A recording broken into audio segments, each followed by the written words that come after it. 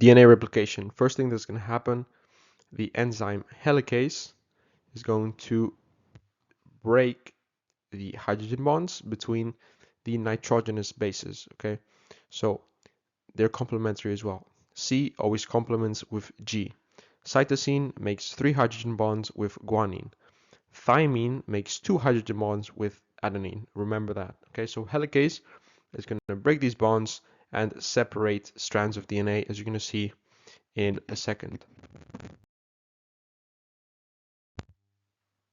As you can see, the helicase has separated the strand. Okay, it's got this gap here where the enzyme DNA polymerase, okay, don't confuse it with RNA polymerase, it's DNA polymerase in DNA replication, is going to add free DNA nucleotides to the new strands. Okay, this is going to make sense in a second. The free DNA nucleotides are, the T's, the C's, the A's that are just floating around the nucleus of the cell, and they're going to end up in the new strands. Okay, so this looks like the following process. They're adding free nucleotides and making a new strand of DNA. So we can see that there's a new strand and an original strand, which means that DNA is semi-conservative because one strand is kept the same, one strand is kept original, while the other one is new. That's why it's semi-conservative. It conserves half the original strand. Okay, that makes sense? Now let's move on. Okay, yeah. You need to know that DNA in eukaryotic cells, so animals, plants, fungi, is in the nucleus, okay? Where nucleosomes, this thing right here, are going to contain the DNA. How? Well, first note that nucleosomes are the building block of chromatin. This links to mitosis and meiosis. Note that down. But going back, how does it contain the DNA? Well, the DNA, as you can see, is supercoiled around 8 histone proteins. So the histone proteins are these blue balls you see here. You can see there's 8, and the DNA is this orange or red strand. Okay, it's the double helix. Now you can see 8 here, but there's actually a 9th one. Okay, there's a 9th histone protein which stabilizes the DNA. Now, how are these actually held together? Well, this is because DNA has a negative charge. This is going to link with gel electrophoresis that we'll look at later. So remember, DNA, very important, has a negative charge, while the histone proteins have a positive charge. And this leads to, if you do chemistry, electrostatic attraction, which is basically the attraction of negative to positive. And now, note that in prokaryotic cells, such as bacteria, the DNA is what we call naked in the cell. Now let's look at polymerase chain reaction, okay? This is a technique used to amplify or increase the size of small fragments of DNA, okay? So if you've watched the show Dexter, this character Masuka, he's going to use that a lot, and Dexter himself, to do the following, okay? So we know that scientists, thanks to PCR, can clone genes, not in the case of this guy, but in his case, work with very small amounts of DNA found at crime scenes, okay? So maybe the criminal has slightly touched the door, right? And he's left a bit of fingerprint, but it's a very small amount, and so you can't really identify who it is with the small amount unless you use a PCR, polymerase chain reaction, to amplify this fragment and hence finally identify who it is. And lastly, to also sequence the DNA of extinct species, maybe mammoths from 10,000 years ago, maybe more. I'm not sure about that. But anyways, in the case of Masuka, he's going to put the DNA fragments here. You might have seen in the show how he actually does put the fragments into a device like this one. And we're going to look at how this polymerase chain reaction actually happens. Okay, so what happens inside this apparatus? The first step is going to be the denaturation phase, where the temperature is increased to 98 degrees Celsius. Okay, why do we do this? Well, this is to separate the two template strands of the fragment we have. Okay, also note down that they have opposite orientation. So this template strand has the fifth end here, the third end here, and this template strand at the bottom has the opposite. The 3 is here and the 5 is here. Okay, this links to A1.2 nucleic acids. Anyways, let's see what happens next. As you've just seen, the template strands have separated, the hydrogen bonds have been broken, and now it's time for the annealing phase, where the temperature is decreased to 60 degrees Celsius. As you can see here. And this allows something called primers to base pair to the complementary DNA templates. Okay, what does this mean? Well, here's a primer right here. So the primer has an opposite orientation to the template strand, 5 and here, third and here, and the other primer as well, third and here, 5 and here. And as you can see, I didn't draw the hydrogen bonds here, but C goes with G, T goes with A on both. So that's why they base pair to the complementary DNA template. Okay, moving on to the next phase. Last phase, the extension phase, where the DNA is going to be extended. It's going to be amplified. How? Well, there's a very important enzyme here, Taq polymerase. Okay, this is a heat-resistant enzyme that adds free nucleotide triphosphates. Yes, it doesn't add free nucleotide DNA, it adds free nucleotide triphosphates. So this is nucleotides that are just, again, floating around, okay? And then they end up in one of these strands, as you're going to see in a second, because Taq polymerase is going to add them.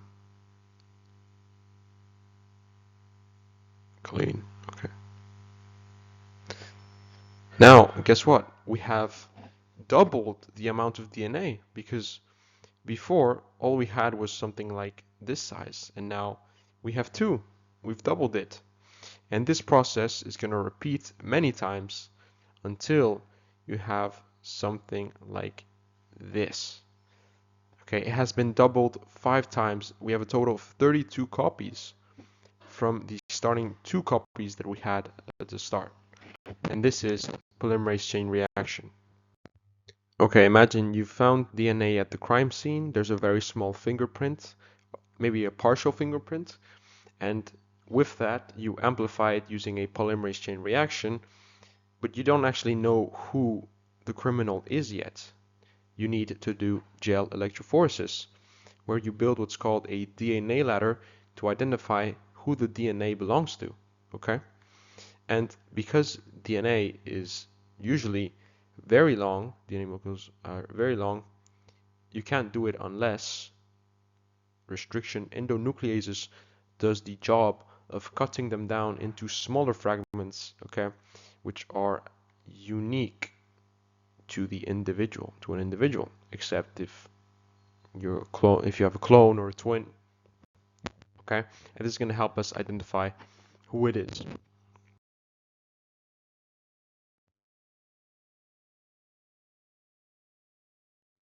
What actually happens in gel electrophoresis? Okay, so this is our fragment that the restriction endonuclease has cut down. It's unique to the individual.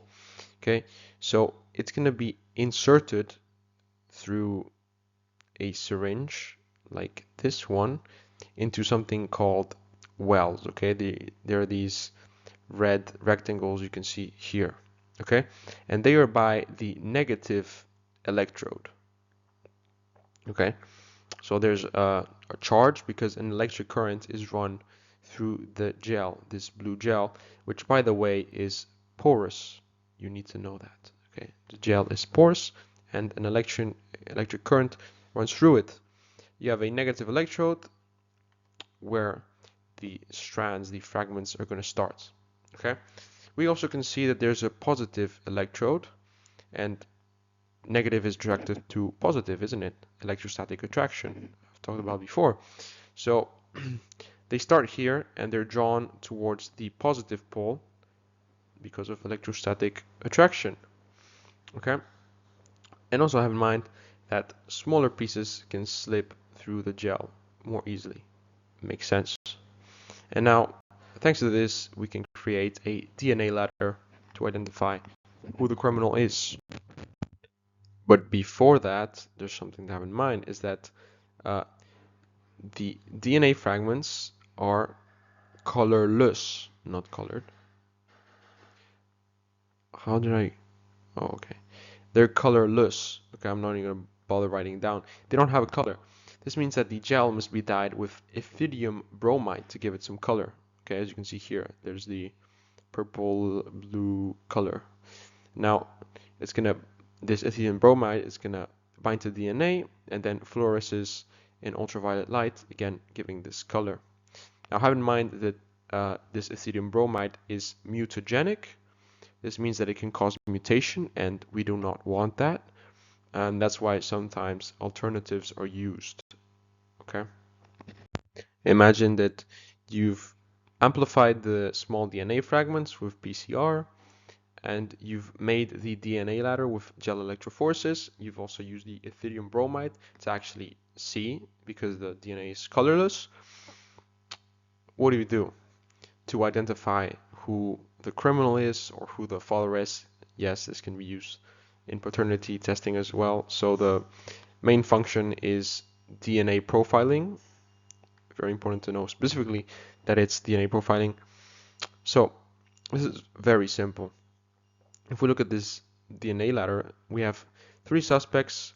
We have the evidence that we've amplified and put into a ladder, and then we have the DNA of the victim.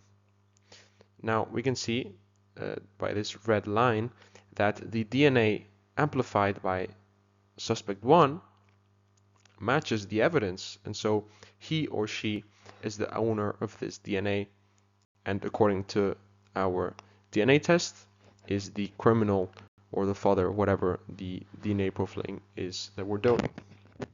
Moving on to protein synthesis. Okay, there's two steps of this. Transcription. This happens in the nucleus of our eukaryotic or human slash plant slash fungi cells, and it is where mRNA or messenger RNA is produced, as you're going to see. And translation is where the polypeptides will be formed. What are polypeptides? They are the peptide bonds between amino acids. Remember that proteins are made of amino acids bonded together by peptide bonds. So, starting with transcription. The enzyme involved in transcription is not Taq polymerase, it's not DNA polymerase, it's not helicase like in DNA replication or polymerase chain reactions. This time the enzyme involved is RNA polymerase. And what's it going to do? Well, the initiation stage. So it's going to first bind to the DNA, okay, to the start of the DNA, and then it's going to separate the strands by breaking the hydrogen bonds between, again, complementary base pairs of nitrogenous bases. So A goes with T, C goes with G, and we're going to see A goes with U and RNA, okay, but that's for later. So there's 3 bonds, cytosine and guanine, 2 bonds, thymine and adenine. So let it break the bonds and separates the strands. Now the template strand or antisense strand is exposed, okay?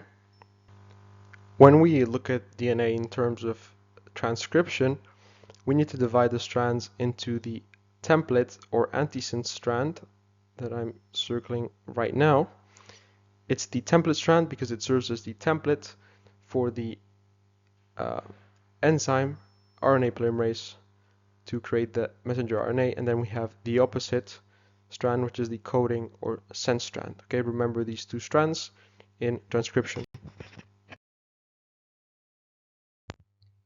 Moving on to the elongation stage, the RNA polymerase moves along the template strand, the strand at the bottom, and it transcribes free RNA nucleotides.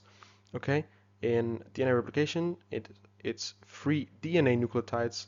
In polymerase chain reaction, it's free nucleotide triphosphates. Okay, so don't confuse these words; they're very similar.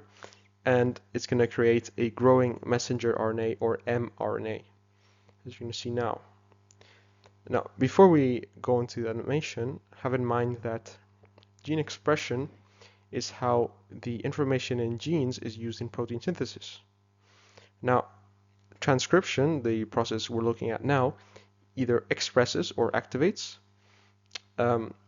or silences certain genes. Okay, activating would be the same as expressing, and silencing would be the same as switching off the genes. And this means that transcriptional regulation, or the control of transcription, leads to cell differentiation. This links to a different topic where gene expression is mentioned, and how the turning on or turning off of certain genes is what makes the different cells in your body have different functions despite having the same DNA, if that makes sense. So to help you explain this, imagine a red blood cell.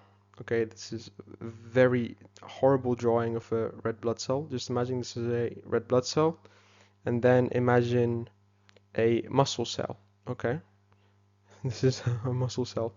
So you have the muscle cell and the red blood cell.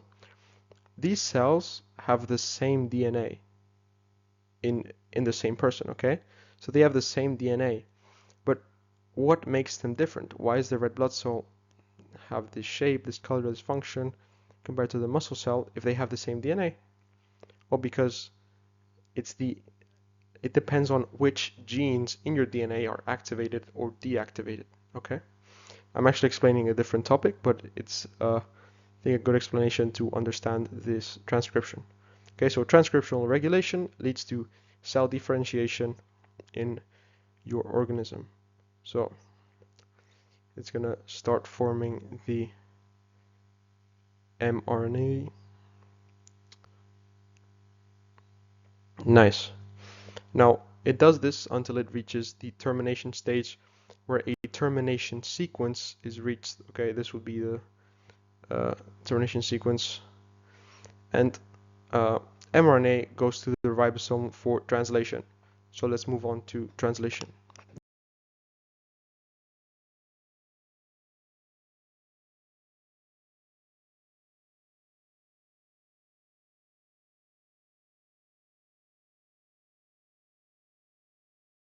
My bad.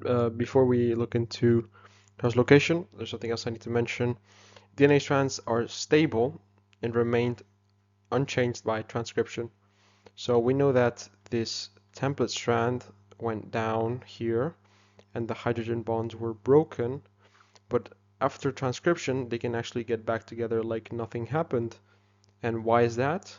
Well, because we want protein synthesis and transcription to happen many times, right?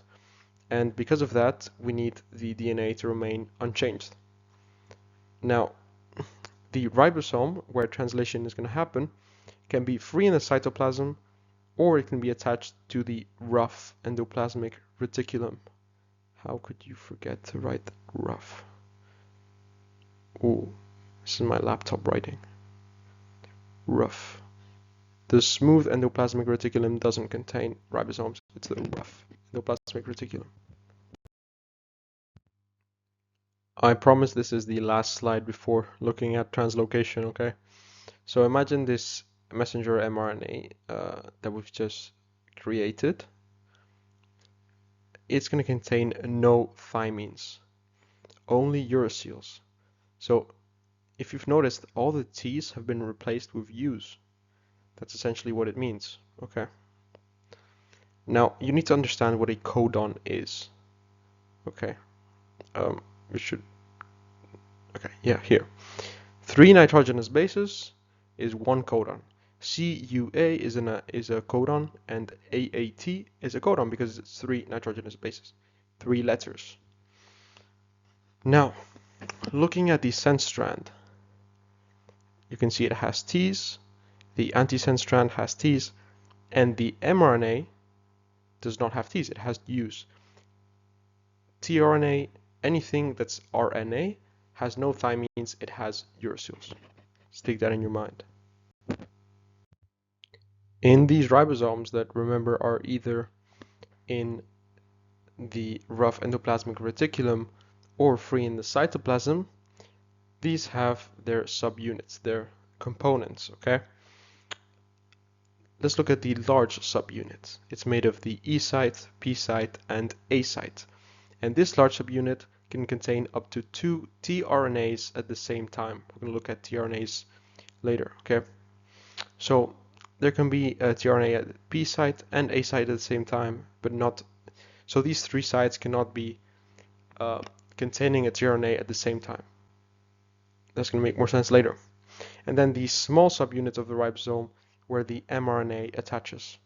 And this whole thing, as you can see, is the ribosome.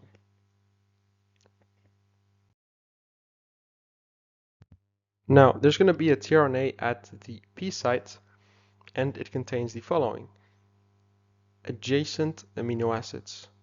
So the amino acids are these red shapes. There's different types of amino acids. There's 20 in total, okay? Some of which are essential, meaning they cannot be produced by the body by protein synthesis, and some of them are non-essential, and these are the ones that you need to produce, and they're the ones that are going to be produced in this process of protein synthesis. Now they're held together by peptide bonds, hence forming a polypeptide. Now we want this polypeptide to be longer, and this is why the messenger RNA binds to the large subunit. Okay, this is the orientation, 5 and 3. And a second tRNA comes in by the A site. Okay. Now hydrogen bonds are formed with the messenger RNA. The tRNA contains something called anticodons. Okay.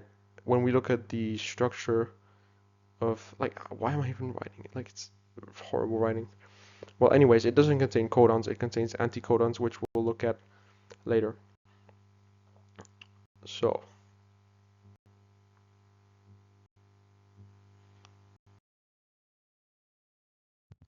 as you've just seen, pardon the delay in the animation, the mRNA has slightly moved to the right. It has shifted, it has translocated to the right, okay?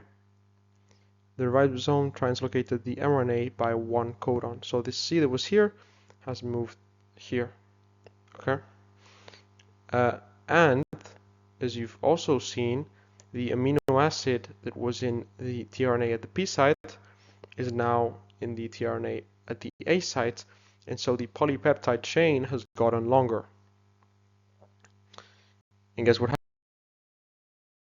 happens? The A site RNA moves to the P site, and this RNA that used to be in the P site moves to the E site, okay, where it's gonna leave. What happens now?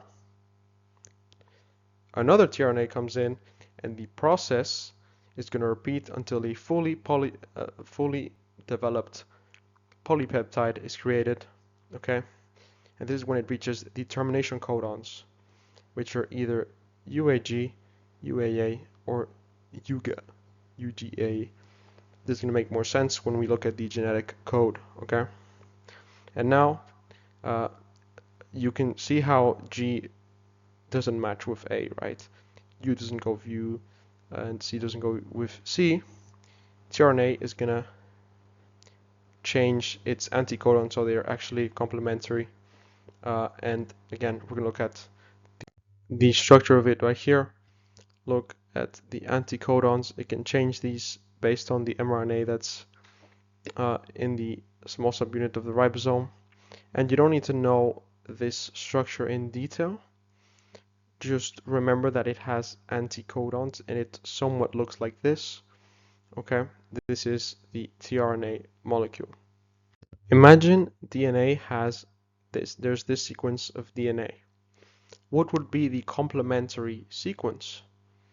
Well, here would be a G, here would be a T, here would be an A, a C, a G, a T, an a T. Boom. Because C always goes with G, A goes with T, T with A, okay? Now imagine you had a tRNA sequence of anticodons. What would be the equivalent mRNA in codons? C goes with G, A goes with U, U goes with A, U with A, okay? Easy. If in the exam you're given a sequence, such as this one, you need to be able to use the genetic code, okay, this box right here, to determine which amino acids will be coded by which codon. Let me explain. So the first one would be pro, okay? Why? This right here, AUG, is always going to be the starting codon, okay? So let me circle that here. AUG is always going to be met or start. So you can see met right here. It's always going to start with met, starting codon, okay? Now, the next codon is CCA. Where's CCA here? Well, it is right here, CCA. What amino acid does it code for? Pro. So pro is the next one, okay? Let's try with the third amino acid. The codon here is going to be AGG. And so the next amino acid, if we look at this genetic code, is going to be, let me look for it. Where's AAG? Sorry, AGG. Here. Sorry for taking so long. AGG, it codes for ARG. So ARG is the next one. Then next one is GUC. Let's see if we can do this faster. Yes, GUC, val. Next one, CAC. Which one is it? His, okay. Try the next ones. Pause the video right now and figure out the other ones. Next codon CCC, ACG. Okay, pause the video right now. 3, 2, 1, I'll show the answers. 3, 2, 1. Next ones are pro. Again, we can get the same amino acid from different codons. Remember that. The thur, asp, PHE, and asin. Okay. And the last one is actually not going to be CCC. Why? Because a termination codon has been reached before. UAA. Okay. You've got to watch out for these UAG, UAA, and UGA. Once these are reached, okay, you can see UAA has been reached here. These are the termination sequences. And we know that in transcription, in protein synthesis, when RNA polymerase reaches the termination sequence, it stops the elongation of the messenger RNA, okay? And at that point, you can stop the sequence. The rest of this is not going to be part of the sequence for that same reason. Different things. The genetic code is universal, okay? So the same codons always code for the same amino acids in all organisms. And now another very important thing, most amino acids are coded by more than one codon, and this is called degeneracy. Very important. So for example, LEU, how many amino acids code for it? 4, not only 1. This is degeneracy. Different codons code for the same amino acid. I have more slides right here. Why are the animations so messed up? My bad. Okay, it's the end of the video. Who cares? Single nucleotide polymorphisms. This is when one nucleotide is replaced by another nucleotide. Simple. there's a change in nucleotides. And this can be divided into synonymous substitutions or non-synonymous substitutions. So the synonymous or neutral mutations slash substitutions, they do not change the amino acid sequence due to degeneracy when different codons code for the same amino acid. Okay, so for example, if you got two codons that, uh, so if you change the codon and you change it for one that codes for the same amino acid, then there's not going to be a change. Okay, when we look at point mutations, this is going to make more sense. Non-synonymous substitutions, when you change the amino acid sequence, and this time a different amino acid is coded, and so the protein function changes, and is generally a bad thing, usually malfunction. Now, mutations are caused by mutagens, the ethidium bromide from polymerase chain reaction can be a mutagen. But there's three more examples to remember, just in case you get a multiple choice question.